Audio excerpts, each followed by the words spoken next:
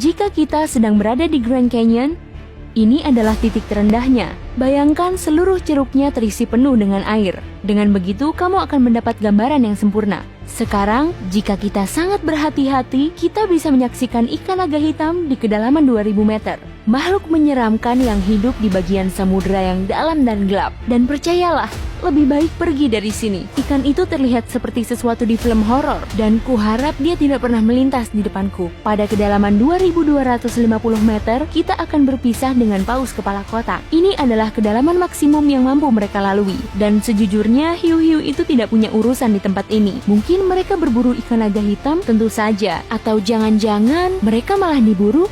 Tidak mungkin. Paus kepala kotak terlalu besar. Panjangnya dapat mencapai 19 meter. Ini membuatnya menjadi paus bergigi terbesar di dunia. Tidak banyak makhluk yang dapat melawannya. Syukurlah kapal selam kita memiliki lampu sorot yang kuat. Tanpa lampu sorot ini, kita tidak akan bisa menikmati kecantikan terumbu karang laut dalam yang menakjubkan yang terletak di kedalaman 3000 meter. Terumbu karang ini dapat ditemui di seluruh samudera. Sayangnya, terumbu karang yang cantik ini tidak dapat dilihat tanpa peralatan selam khusus laut dalam.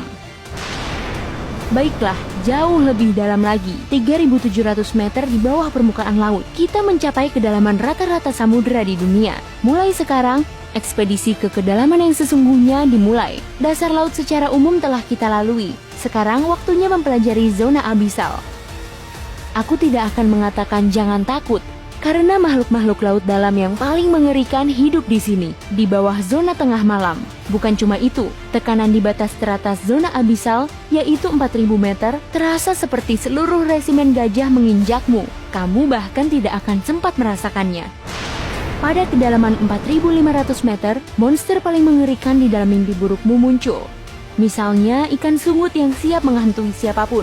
Giginya yang panjang dan bengkok dengan antena di kepalanya yang dapat menarik perhatian mangsa sudah cukup membuat orang yang paling berani sekalipun merasa takut. Atau mungkin yang lebih menyeramkan, makhluk yang disebut ikan berperut monster. Ikan ini seperti monster belut dan memiliki perut yang sangat elastis. Ikan berperut monster dapat menelan mangsa yang berukuran 2 kali lebih besar darinya.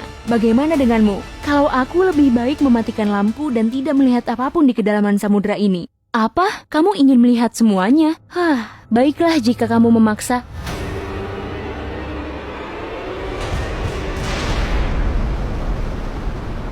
Lihat ke bawah sana, kamu akan menyaksikan bangkai kapal terdalam yang pernah ditemukan, SS Rio Grande di Atlantik Selatan. Kapal ini tenggelam pada tahun 1941 dan berada di kedalaman 5.760 meter. Tidak heran jika kapal ini baru ditemukan 55 tahun kemudian. Dan sekarang bagian terdalam dan tergelap samudera segera dimulai. Kita sedang menyelam ke dalam Palung Mariana. Secara resmi, palung ini dimulai pada kedalaman 6.000 meter. Tempat ini adalah tempat yang paling tidak tereksplor, sekaligus tempat yang paling diminati oleh para ilmuwan dan petualang. Apa yang ada di dasarnya? Baiklah, kita akan segera mengetahuinya. Tapi sebelum kita sampai di sana, aku ingin menunjukkanmu sesuatu.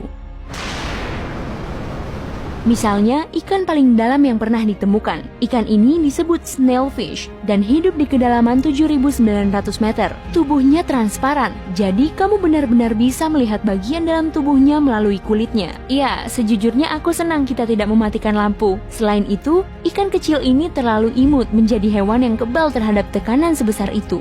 Jauh lebih dalam lagi, kamu tidak akan menemukan jenis ikan atau hewan bertulang belakang apapun. Tekanan di bawah sini terlalu besar untuk hewan seperti itu. Namun, ada beberapa jenis udang dan hewan tak bertulang belakang, belum termasuk mikroba yang dapat hidup di bagian terdalam samudera. Dan bagian ini disebut kedalaman Challenger. Ini adalah dasar Palung Mariana dan kedalamannya 10.927 meter. Iya, kita telah tiba di dasar bumi. Hanya sedikit orang yang pernah ke sini dan sangat sedikit pengetahuan mengenai tempat ini. Tetapi para ilmuwan tidak akan berhenti mencari. Dan semoga sebentar lagi kita akan menyingkap rahasia di dalam Palung Mariana.